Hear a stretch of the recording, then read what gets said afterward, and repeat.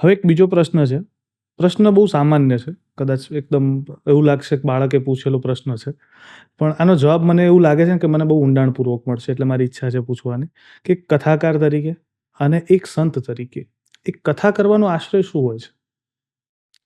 કથા કરવાનો આશય સ્વાંત સુખાય તુલસી રઘુનાથ ગાતા. તુલસીદાસજી કીધું અપની મસ્તી કે લીએ. અત્યારે જેટલા મોટા મોટા કથાકારો છે, જેમ પૂજ્ય ડોંગરેજી મહારાજ હોય કે બીજા જે સંતો અત્યારે જે જીવંત કથા કરે છે, એ બધા માત્ર ને માત્ર એ જ્યારે કથા કરે છે ને ત્યારે પરમાત્માની અંદર લીન થઈ જતા હોય છે. પણ પરમાત્મામાં જ્યારે લીન થઈ જાય ને ત્યારે એનો આનંદ બહુ અદ્ભુત હોય છે.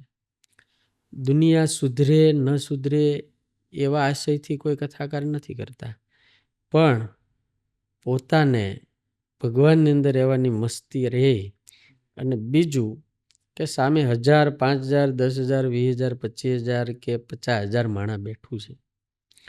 આનું જ વિચારવા જેવી વાત છે. કથા એક જ એવું માધ્યમ છે જે ચમત્કારિક માધ્યમ કે 50,000ને 3 કલાક સુધી બેસાડી રાખે અને મૌન બેસાડી રાખે, એને થાક ન લાગે, આમનામ જ બેઠો હોય.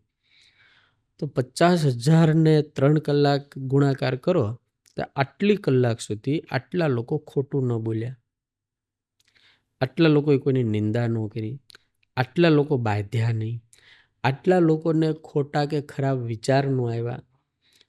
એ 7 દિવસ કે 9 દિવસની કથા હોય, એની અંદર રામધૂન થાય, કૃષ્ણ ધૂન થાય, હનુમાન ચાલીસા થાય, સ્વામિનારાયણની ધૂન થાય, તો એ કરે 50,000 માણસો તાળી વગાડીને ધૂન બોલે.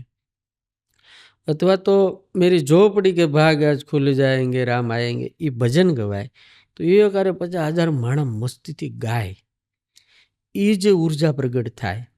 અને બીજું કે એના શરીરની અંદર જે કેમિકલ પેદા થાય આનંદના, એના કારણે એનું સ્વાસ્થ્ય, એની યુવાની, એના વિચારો એકદમ નવીન રહે. એટલે કથા છે ને એક ચમત્કારી છે. તુલસીદાસજી પણ કહી ગયા છે અમૃત છે, ઔષધિ છે, જગ પાવની ગંગા. મનને પાવન કરે, તનને પાવન કરે, બુદ્ધિને પાવન કરે, આંખને પાવન કરે, કાનને પાવન કરે, આત્માને પાવન કરનારી આ કથા છે.